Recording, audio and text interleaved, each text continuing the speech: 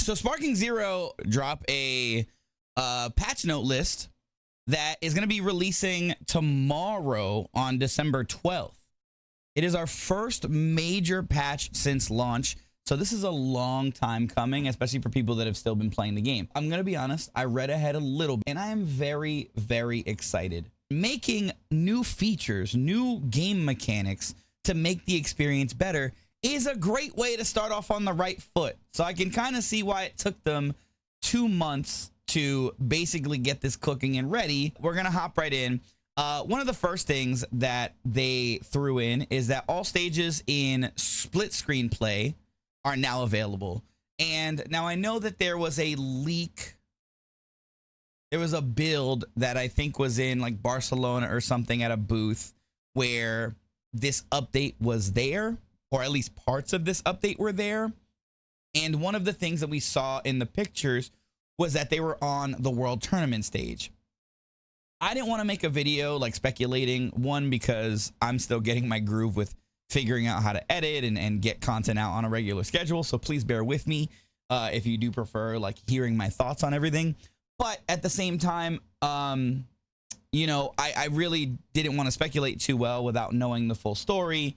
So I don't know if you guys like, you know, oh, hey, kind of like reliable leak or thing like that, you know, came out and we'd love to hear from you. Let me know and I'll try to do that from now on, where we'll have a discussion about it and see where what the future might be looking like. But now that we have official patch notes, we know that, yeah, this is confirmed. All stages are now available in split screen. So they're listening to fan feedback, because when they first announced the game, it wasn't supposed to come with split screen. And then they made it, but only for Time Chamber. So people were like, oh, maybe it's content, you know, maybe it's hardware limitations with the Xbox and the PlayStation. Well, we got them all. And that's a huge, I'm very thankful that they listened to fan feedback and are bringing all of this to the game, because that gives me a lot of hope to see this game continue to grow as time goes on. Functionality adjustments, battle setup, a function allowing you to change characters' display method has been added. The My Sets function has been added for team members. I'm really interested to see this in play, because sometimes my brain can't put together like what it says on paper and how it looks in game. So I'm excited to see how that works. I'm just really excited for, you know, battle setup and character selection to just be overhauled and look much better. Being able to skip the intro into battle animations is coming for ranked and player matches. Both players have to input the command, but that's an incredible change. I'm so thankful for that. Player match, you can now set your team to hidden or revealed to your opponent when editing your team. I think that's pretty cool. Custom battle mode, text can now be sorted alphabetically. Interesting. You can now set the battle camera distance to be closer. That's another interesting as well. I would not do that, but that's interesting. Now, this is what I had read on my own off stream, and, you know, before I decided to start making this video. High speed dragon dash. This new quick movement action, high speed dragon dash, where you can move quickly towards your opponent, has been added. Perform with holding R2 and with R2 and holding X, or right trigger and holding A if you're on Xbox. I find that to be I'm very excited to see myself be able to close the distance a lot faster. Because once you get to a certain distance, you know, the game realizes you're in close combat, and then it, you know, becomes like a step in, you know, as opposed to like actually dashing towards them. So that's going to be nice and wonderful to be added. Smash attack, you will no longer be stunned when being hit by a rush key blast when charging a smash. When charging a smash during a rush attack, charge time reduction is based on hit count has been increased. This is beautiful. Smash attacks are very strong, and being able to mix them up in your repertoire is really important for just combat in general, to give you mix-ups and things to, you know, think about as you're playing.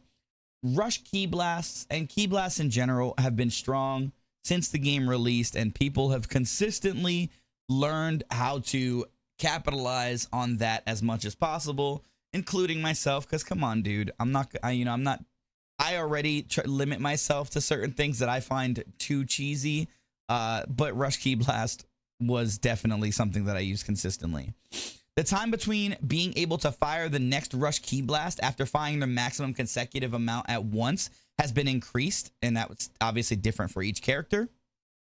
You can now move while deflecting rush blasts.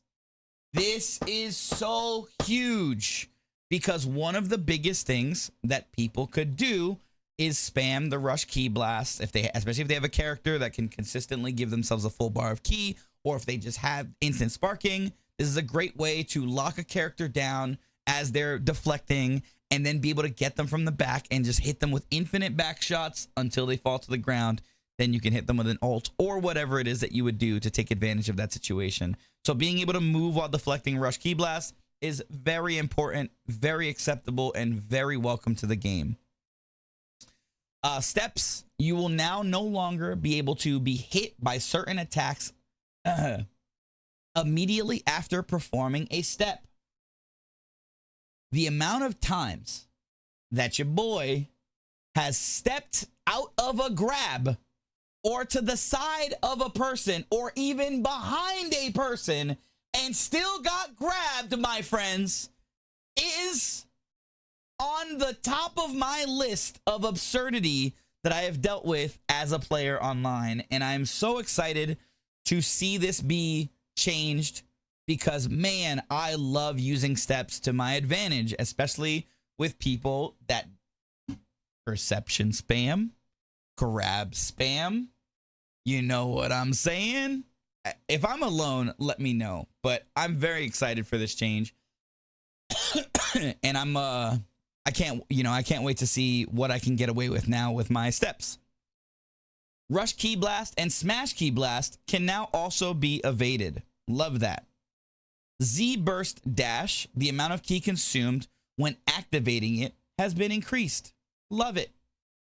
Burst smash, ki will no longer be consumed when activating it and will instead be consume an amount based on the distance traveled. The damage has been increased when using a boost for your blasts. Z search. Oh, if I had a problem with Z search. But the input Geeks, window on the other hand, has really been shortened. Z search will no longer lose track of your opponent when characters are swapped. And you will now quickly regain sight of your opponent if they enter your line of sight from the front when Z search is not locked onto them. That is so good. And I'm so happy to hopefully see if someone uses instant transmission and I hit the block. Because if you guys don't know, if you block, or I think perception, but I block, when you see like the flash of them instant transmission, you'll turn around. But I swear it feels like sometimes it'll lock off and they're right in your face and it takes forever for them to be relocked onto. It's so annoying. And I'm so happy that Z search will be increased at least. Maybe this won't affect that. Maybe Z search is where you have to just let everything go and let your character just like be standing there. But that's also another issue that I've had. And I will say one thing that does make me a little sad here is that there's no talk of scouter users. You guys let me know your experience, but when I use scouter users, they cannot find anyone. They can't find anyone. That's just me. And I feel like they should be finding people the most. The Z counter input window has been shortened. A lot of people have been coming and asking me if I think that Z counters are too OP, if there should be some like cost for them. And I have never really been on the idea of like a skill-based counter being the first thing that we talk about, right? I just think that there were so many other issues that Z counter was not something that I was really focused on. But as time went on, it was easy to see that you could get away with some crazy easy Z counters. And I'm very excited to see it become more skill-based, at least as skill-based as it was in like Tenkaichi 3, because it was very hard to hit Z counters or super counters in Tenkaichi 3. So I'm looking forward to this. Z counter will become more difficult to perform if performed consecutively. Ki consumed has been increased when actually performing a Z counter, and the skill count increased speed has been reduced when successfully performing a Z counter. Now, I'm going to throw this out there. While I was talking about it earlier, I definitely was thinking about super counters. Z counters is actually Z, in my head, it's Z Vanish. So that's what I was thinking of. And Vanish battles are super not fun. I love this. I love this. This is an amazing change. Making it harder to perform consecutively. Ki consumed being increased when performing a Z counter. Skill count increased speed has been reduced. Like, all of these are so good. Input window has been shortened. All good. I was talking about super counter. I'm sorry. I was completely wrong. These are huge changes to Z counter. And I'm so looking forward to Vanish battles being much shorter. I do think excuse me. I do think it would have been better if Vanish battles were put into the scenario where after multiple vanishes, it did the dush and then reset. Or it could be like you would see them just vanish and be fighting in the flashes, and then you have to hit multiple buttons, kind of like the step in clash. That would have been really cool.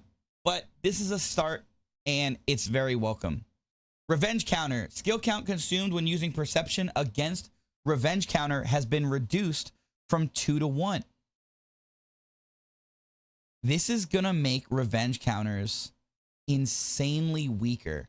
I don't know why this is bothering me, but there are many situations where I see, especially with Vanish battles, revenge counter being the only way out, as long as and there's a lot more situations where they have one skill than 2. So you could get away with a revenge counter for a Z Vanish that you're constantly losing against someone that actively has more ki than your character. So I really liked having revenge counter in my back pocket. Now, don't get me wrong, perception is, for me, a little get out of jail free card that I don't know why I find frustrating sometimes, but I do. And because I think that a lot of people, spam it, and it can be annoying sometimes. So this is just one of those situations where it just gives perception even more strength in a game that it's already insanely strong. But I digress. Rush attacks during sparking mode. Gradual damage reduction of consecutive hits has been increased. Okay. The final attack of aerial combos and aerial slash combos will no longer be interrupted by guarding. I really like that. Character switch. Health rate recovery of standby characters have been reduced. Ooh. Ooh. You know what would have been better? Increasing the timer on DP battles. But that's just me. I don't know if that also is in this, because we're past what I do know from the patch notes. But I'm going to say health rate recovery is fine as long as you give us more time to fight in DP battles. Just me? Maybe. Who knows? Z burst dash. The tackle done by giant characters during Z burst dashes are now guardable. There's literally no, actually it's 2 thumbs up. There's literally nothing to say about this. That the Z burst dash from giant characters being unguardable, especially seeing as quite a bit of them have instant sparking. Yeah, I absolutely agree with this change, and it's very welcome. This is one of the things that was in like the leak or the build that was in Barcelona. Skill counts for instant sparking mode has been increased. Love that. We saw that on Bardock's little profile. It showed that his instant sparking went from 4 to 5, I believe. Skills that increase stats in general have been decreased.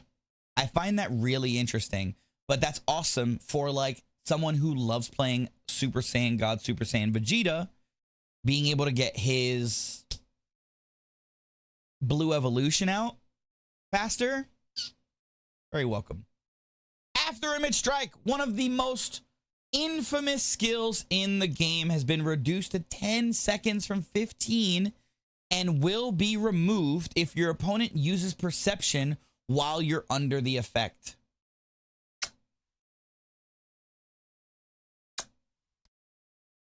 We love it. False Courage being nerfed, going to 2 skill points instead of 1. Thank you. Love it. All I need is 5 seconds. You know, somebody, I don't play Super Saiyan 4 Goku that well, or that, not well, that much. And seeing his skill count be reduced or increased.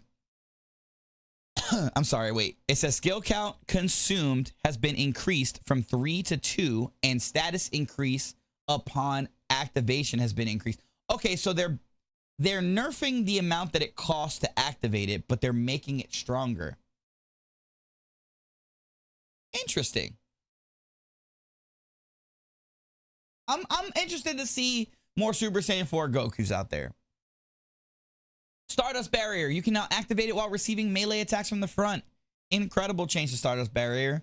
I thought it was really bad. So this is going to be an interesting, nice change for Gogeta. Blast adjustments. Long range blast and ultimate blast have been reduced in speed. Woo! That is incredible. I'm so very thankful for that. However, I do feel like it's going to put us all on kind of like a new playing field to get used to timing on dodging ultimates and long range blasts. But it's very welcome. I'm very thankful for this. Super Vegito's final Kamehameha has been increased, or key consumed and damage has been increased. You know what? Cool. Goku Mini Quick Rush. Trajectory can now be changed while rushing. I don't play Goku Mini enough to know anything about this. Maybe you guys can let me know. Increased ending lag after animation for Present Bomb, leaving Mr. Satan out to dry a little bit longer with no other buffs to him. Poor guy. Android 19 and Dr. Gero, the health and key amount absorbed on successful throw has been adjusted. Dragon Dash, Quick Ascend, and Quick Descend now consume key. I wonder if there was a certain event that happened publicly that could have sparked such a change. I wonder. The world may never know. Cell second form, you can now escape the throw. I didn't know that you couldn't escape his throw. That's interesting. Cooler, the amount of health restored upon transforming has been increased. I like that. I feel like Cooler was quite a bit weaker.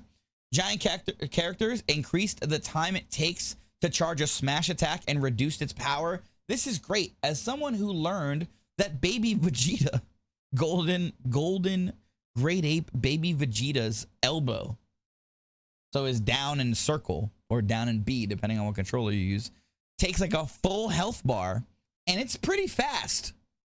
It's a very welcome change. Great Ape Vegeta and Dr. Wheelo maximum health has been reduced. And then we have improved performance and ease of use. I have to say, while I do think that a 2-month wait for an update is frustrating, almost all of this is welcome. And I can't wait to see what else Sparking Zero has coming in the future. But this makes me excited to play the game literally tomorrow.